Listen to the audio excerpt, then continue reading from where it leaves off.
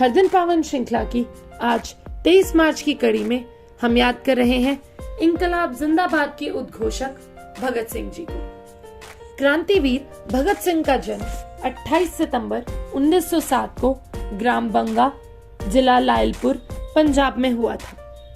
उसके जन्म के कुछ समय पूर्व ही उसके पिता किशन सिंह और चाचा अजीत सिंह जेल से छूटे थे, अतः उसे भागों वाला अर्थात भाग्यवान माना गया। घर में हर समय स्वाधीनता आंदोलन की चर्चा होती रहती थी। इसका प्रभाव भगत सिंह के मन पर गहराई से पड़ा।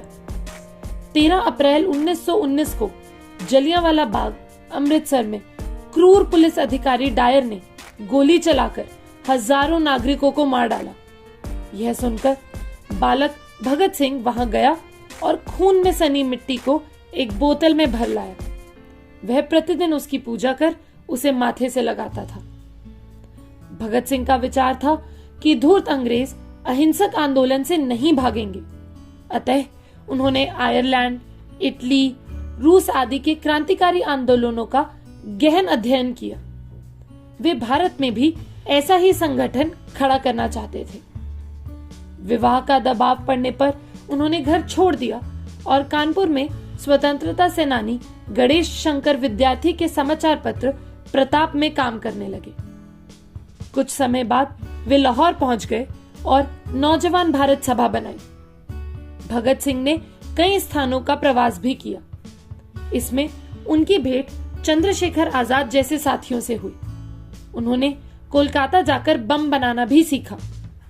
1928 में ब्रिटेन से लॉर्ड साइमन के नेतृत्व में एक दल स्वतंत्रता की स्थिति के अध्ययन के लिए भारत आया। लाहौर में लाला लाजपत राय के नेतृत्व में इसके विरुद्ध बड़ा प्रदर्शन हुआ। इससे बौखलाकर पुलिस अधिकारी स्कॉट तथा सॉन्डर्स ने लाठीचार्ज कर दिया। वयोवृद्ध लाला जी के सिर पर इससे भारी चोट आई और वे कुछ दिन बाद चल बसे।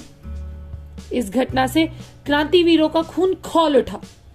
उन्होंने कुछ दिन बाद सॉन्डर्स को पुलिस कार्यालय के सामने ही गोलियों से भून दिया।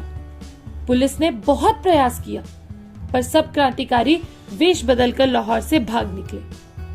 कुछ समय बाद दिल्ली में केंद्रीय धारा सभा का अधिवेशन होने वाला था। क्रांतिवीरों ने वहां धमाका करने का निश्चय किया। इसके लिए भगत सिंह और बटुकेश्वर दत्त चुने गए।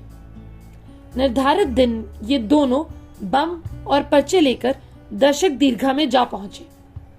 भारत विरोधी प्रस्तावों पर चर्चा शुरू होते ही दोनों ने खड़े होकर सदन में बम फेंक दिए। उन्होंने इंकलाब जिंदाबाद के नारे लगाते हुए पर्चे फेंके, जिन पर क्रांतिकारी आंदोलन का उद्देश्य लिखा था।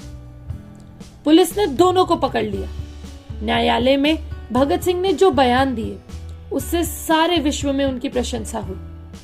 भगत सिंह पर सॉन्डर्स की हत्या का भी आरोप था।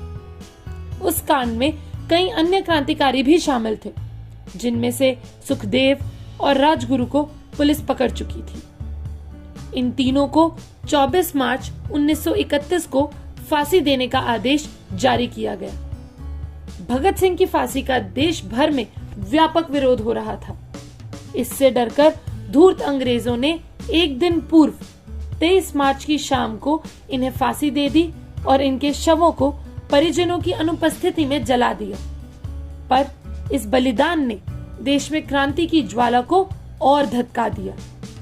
उनका नारा इंकलाब जिंदाबाद आज भी सभा सम्मेलनों में ऊर्जा का संचार कर देता है। अगर आपको हमारी आज की वीडियो पसंद आई हो तो कृपया इसे लाइक करें और अपने दोस्तों के साथ शेयर अवश्य करें। भारत माता की जय।